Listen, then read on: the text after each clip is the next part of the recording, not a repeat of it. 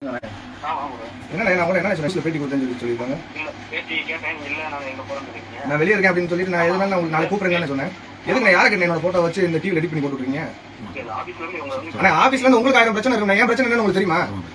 எனக்கு டெய்லி இல்லைண்ணே, இன்ன வரைக்கும் டிவிக்கு வந்து டெய்லி அப்டேட் கொடுக்குறேன். வண்டிக்கு அட்வான்ஸ் கொடுத்தது இன்னைக்கு செட்டில்மெண்ட் முடிச்ச வரைக்கும் எல்லா டீடைல் இருக்கு, போட்டோ ப்ரூஃபோட இருக்கு. நீங்க யாரை கேட்டு என்னோட போட்டோ வண்டி தரேன் நான் கூட சொன்னேன், வேலை பிறகு கூட சொன்னேன்.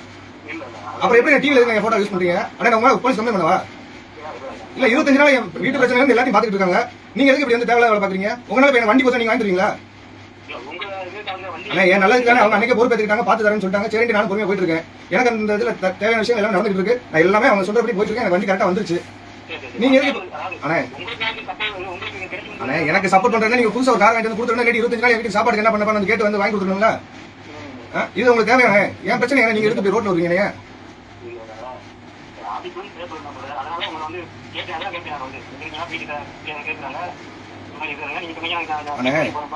நியூஸோட சட்டப்படி நீங்க ஒரு விஷயத்தை தெரிஞ்சுங்க.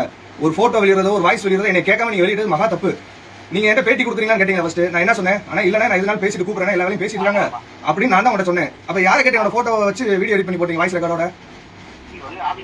ஆனா உங்க ஆபீஸ்ல சொன்னா நீங்க போய் இது பண்ணுங்க. எதுக்கு என் போட்டோ என்னோட வீடியோ போடுறீங்க? இப்ப எனக்கு என்ன பிரச்சனை? அண்ணே கார் பிரச்சனை 25 நாளா என்னாச்சு நீங்க கேட்டீங்களா? எனக்கு 25 நாளா என்ன வேலை நடக்குது நான் கூட கேட்டீங்க. அந்த நடந்தது பூரா உங்களுக்கு ரெக்கார்டு போட்டோவோட அனுப்பி வைப்பேன் நான்.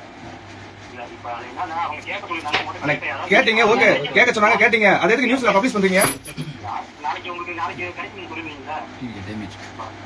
இல்லண்ணே இப்ப நீங்க வேணும்னே பண்றீங்களா? இல்ல கட்சி பேர் அசிங்கப்படுத்தணும் பண்றீங்களா? இல்ல எங்களை அசிங்கப்படுத்தணும்னு நினைக்கிறீங்களா? அப்ப என்ன கேட்டீங்க, நான் உங்கள்ட்ட என்ன சொன்னேன்? இதை வச்சு நீங்க அரசியல் பண்ணலான்னு பாக்குறீங்களா? ஆனா ஏன் நீங்க இதை யூஸ் பண்றது? உங்களை யாரை கேட்டு நீங்க யூஸ் பண்ணீங்க? ஃபர்ஸ்ட் எனக்கு அதை சொல்லுங்க. என்கிட்ட கேட்டீங்க, நான் பர்மிஷன் கொடுத்தேன் உங்களுக்கு. பேட்டி எடுத்து தான் பண்ணும். ஆனா ஒண்ணும் இல்ல, நான் போலீஸ்ல கம்ப்ளைண்ட் பண்றேன், நீங்க வாங்க பேசிக்கலாம்.